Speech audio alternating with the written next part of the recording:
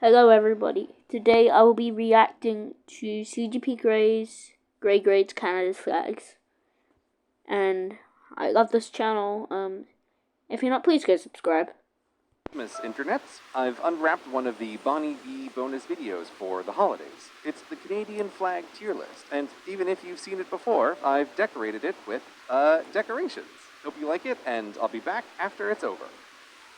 Oh, Canada. Are your provinces and territories looking for flag grades as well? Well, geez, you juniors are going to have to give her a living under this brilliant banner. S-tier work, Canada. You created the maple leaf as the most quintessential Canadian symbol by standing it out on bright red cut by white. Your design so iconic it defined new vexillological vernacular, the Canadian Pale, a center stripe that, unlike other tricolors, covers half the width, giving greater space for grand graphics when you're doing it right, or a big banner of words if you're Iowa. You've set the national template to duplicate, as was done by the Musqueam First Nation, with their Canadian Pale using their own colors and their own symbol to make a superb pair of related yet distinct national subnational flags. Love it, love it, love it. So line up and let's take a look at what you've done to compare, starting with the twins, Ontario and Manitoba.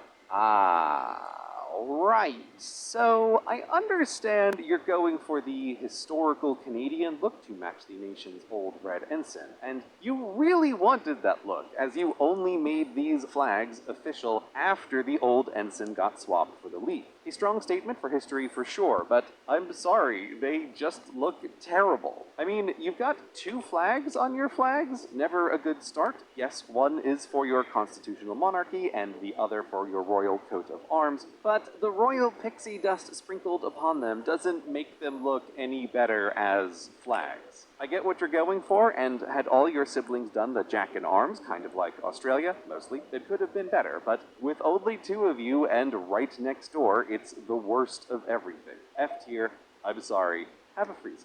Next, Nova Scotia. Well, as a St. Andrew's cross reversed, capped with the crest of the King of Scots, it sure is super Scotland, and given your name, Nova Scotia, that's clearly what you wanted. Related yet distinct to a different country, but still looks pretty good. B tier. Step up, Saskatchewan. Right, another royal coat of arms, or part of one anyway. Your full version goes all out with a king beaver atop, who sadly didn't make it onto this bicolor, with green for the forests of the north and yellow for the grain of the south, from which grows the prairie lily. I wish it was a bit simpler, but the colors stand out. C tier. Next, Nunavut. Bam! Right in your face with an Inukshuk, but that's how you want your traditional landmarkers to be. Big and obvious to help you navigate the north, along with that North Star.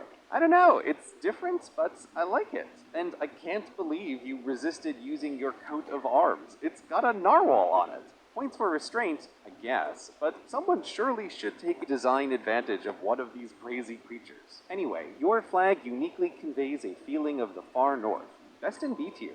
Europe, Yukon, did you use a narwhal? No? Well, okay. It's a good-looking coat of arms for sure, with bonus points for that good boy atop, but this Canadian pale fail hurts my OCD heart. Why? You lost your best boy bonus points for that. C tier. Next, Prince Edward Island. Oof, it sure is old looking, but man, those trees are killing me, and that incomplete border drives me crazy with a need to complete it. I don't think this is very good, but it's still better than the twins with a point for distinctiveness. D tier. Northwest Territories, another coat of arms I see, this time with an ickle fox face, but a missed opportunity to use the full version, which would have won most narwhals, an award sadly no one will win today? What a disappointment. Anyway, your coat of arms is fine, if a bit boring, but I have to give you a bonus point for being the first flag to follow the Canadian Pale pattern. And actually, you're the only one? Wow, have an award, enjoy it. C tier, NWT. And now for Alberta, with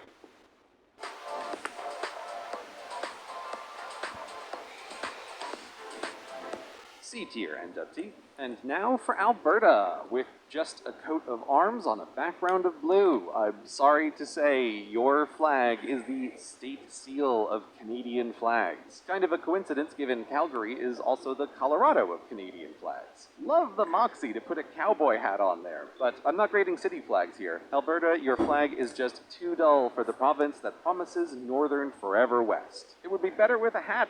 D tier. Next, New Brunswick. Am I losing my flagging mind? I love this. The quaintness calls to me with this age of exploration design. The barry wavy ocean, the little sailing ship. I'm completely charmed against my better judgment. A tier. Next in line, Newfoundland and Labrador. Are you done with the design? Oh, okay. I guess I just kind of want to do a bit more, like dark mode rotate it into a banner for a space empire. But for now, it's futuristic while nodding to the past, distincter than the coat of arms, but not as iconic as Nunavut. But close. I'm giving it a C++. Oh, and yes, I know all about your tricolor too, though trying to track down where it really came from was a mess that went nowhere. I know it's not official, but it's also impossible to skip. It's a solid standard tricolor, I wish it was a Canadian pale, but using the rarely seen pink, I'll give it a B minus minus. Now behold, British Columbia, and boy, is this flag a gong show, but it manages to cross that Maryland point where ugly becomes awesome. A tier. And last, but never least, the Belle Province herself, Quebec. S tier, Rihanna Radier. And that was the video. I do hope you liked it. I know people take flags very seriously.